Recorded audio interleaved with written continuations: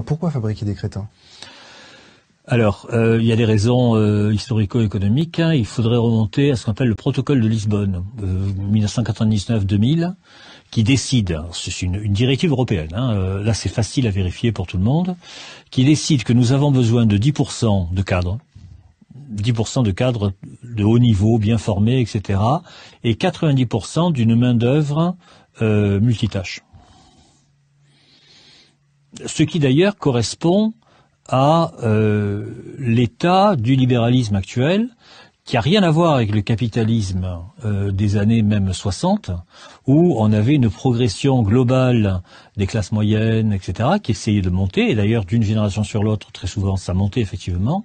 Là, actuellement, les classes moyennes savent, si elles ne le savent pas, c'est qu'elles sont vraiment au taquet, savent qu'elles sont en train de s'effondrer.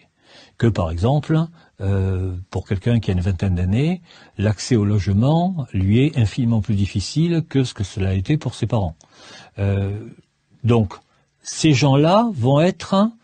on va pas essayer de les former véritablement d'une façon supérieure, on va essayer de les former à minima.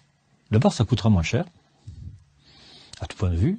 Et ensuite, comme de toute façon, l'emploi à vie c'est terminé, on va leur faire 10 boulots différents, etc.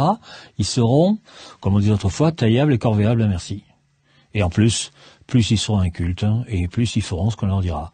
Donc, supprimer l'école telle qu'elle était, remplacez-la par Cyril Hanouna, et vous avez le résultat.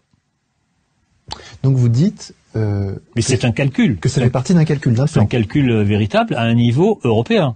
Vous n'avez les pays qui actuellement caracolent en tête des classements sont très rarement des pays européens. C'est Singapour, c'est certaines régions de Chine, c'est le Japon, c'est la Corée du Sud, etc.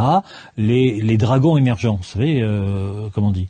Bon, en Europe, les seuls qui, pendant un certain temps, ont surnagé, c'était les pays scandinaves. C'est fini.